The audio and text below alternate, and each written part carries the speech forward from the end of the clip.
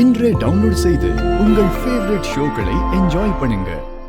நீங்க பண்ண தப்புக்கு உங்களை உள்ள விட்டதே தப்பு. நீங்க இன்னொருத்தங்களுக்கு வக்காலத்தை வாங்காதீங்க. என்ன அண்ணின்னு ஒரு மரியாதை இல்லாம பேசிட்டு இருக்க? அண்ணினா முதல்ல அண்ணியா நடந்துக்கணும். ரம்யாவது ஒரு தகவலை சொல்லல, அவ்வளவுதான். ஆனா நீங்க நேரடியா கடத்துறதுக்கே ஹெல்ப் பண்ணிருக்கீங்க. உங்களெல்லாம் மன்னிக்கவே முடியாது. நான் தான் 100 தடவை சொல்லிட்டேனே, அவங்க கடத்த போறாங்கன்னு எனக்கு தெரியவே தெரியாதுன்னு. அவ காவேரி அங்க கூட்டிட்டு வர சொன்னா நான் கூட்டிட்டு போனேன், அவ்வளவுதான். ஜனனி, நீ ஒன்னும் குழந்தை இல்லம்மா. யாரோ ஒருத்தி காவேரியை எங்கேயோ கூட்டிட்டு வர சொன்னா நீ அப்படியே கூட்டிட்டு போயிடுவியா? ஏன் எதுக்குங்கிற கேள்வியெல்லாம் கேட்கவே மாட்டியா? இல்ல, நான் தெரியாம தான் கேட்கிறேன். மேகலை கூட்டிட்டு வர சொன்ன விஷயத்த நீ காவேரிட்ட சொன்னியா இல்ல அம்மா கிட்ட தான் சொன்னியா? ரகசியமா தானே கூட்டிட்டு போன. அப்ப அவங்களோட திருட்டுத்தனத்துல உனக்கும் பங்கு இருக்குன்னு தானே அர்த்தம்? ஐயோ, இது எல்லாத்தையுமே தான் நம்ம பேசிட்டோமே சிவா. மறுபடியும் இப்ப ஏன் இதெல்லாம் திருப்பி பேசணும்? தப்பு பண்ண ஜனனிய மன்னிச்சு வீட்டுக்குள்ள கூப்பிட்டுட்டீங்கல்ல, என் பொண்ணையும் கூப்பிட்டுக்கோங்கன்னு தானே கேக்குறேன். அப்படி கேளுங்க அத்த. ஆனா யாரும் தப்பு பண்ணலன்னு மட்டும் சொல்லி கேட்காது. அண்ணே, என்னென்ன முடிவு சொல்றீங்க? இங்க பாரு, நான் எந்த முடிவும் பண்ண முடியாது. நீ எதுனாலும் துளசி கிட்ட பேசிக்க.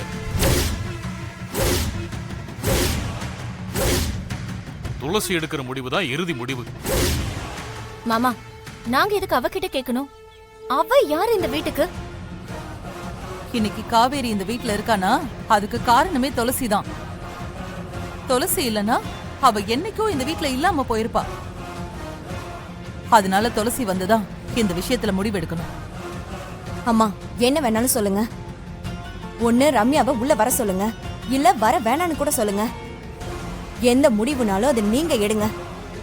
ஆனா துளசி தான் முடிவு பண்ணணும்னால சொல்லாதீங்க. அதெல்லாம் நல்லா இல்லம்மா. துளசி, ரம்யா வீட்டுக்குள்ள வரணும்னு சொல்றா. அப்பா அதை துளசி தான் முடிவு பண்ணணும்னு சொல்றாரு. நீங்க என்ன சொல்றீங்க துளசி? அதுக்கு தான் நான் மறுபடியும் கேக்குறேன் சிவா. அது எப்படி நான் முடிவு பண்ண முடியும்? நீதான் துளசி முடிவு பண்ண முடியும். அந்த சேது என் பொண்ணுக்கு அந்த பொறுக்கிய கல்யாணம் பண்ணி வைக்கிறதுக்காக தான் மாலை வாங்கினான். ஆனா அது தெரிஞ்சும் இந்த ரம்யா நம்ம கிட்ட சொல்லாம இருந்திருக்கா. அத போட்டோ எடுத்து வச்சு ரசிச்சுட்டு இருந்திருக்கா. உண்மையிலேயே இப்படிப்பட்டவங்கள தான் நான் என் கூட வச்சிருந்திருக்கேனான்னு எனக்கு வருத்தமா இருக்கு. ஆனாலும் இத்தனை வருஷம் நம்மளோட இருந்தவங்க, அதனால மனசு கேட்க மாட்டேங்குது. அதனால நானும் உள்ள வரத்துக்கு சம்மதிக்கிறேன். ஆனா நீ அவங்கள மன்னிச்சா அவங்க உள்ள வரட்டும், இல்லனா அவங்க அப்படியே போகட்டும். நீயே முடிவெடுத்துரு துளசி. ஏன் முடிவை விடுமா?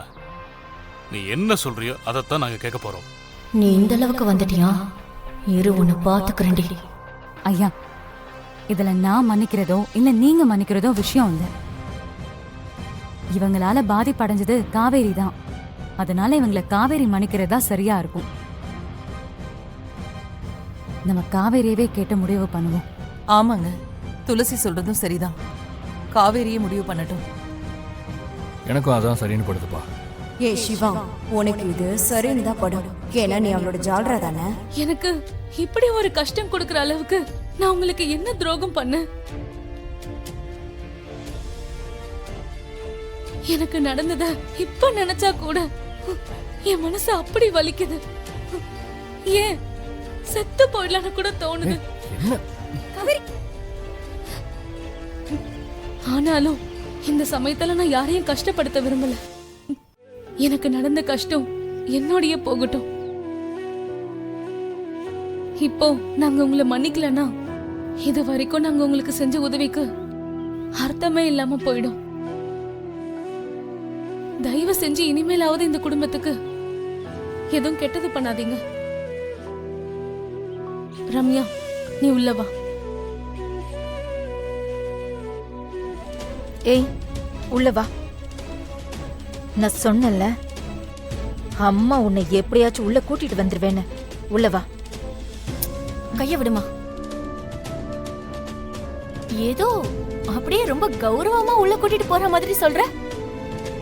என்ன வெளிய நிக்க வச்சு எவ்வளவு அவமானப்படுத்த முடியுமோ அவ்வளோ அவமானப்படுத்திட்டு இப்போ பாசத்தை காட்டுறியா? அந்த துளசி இவ்ளோ பண்ணிட்டால, இனிமேதான் இருக்கு அவளுக்கு.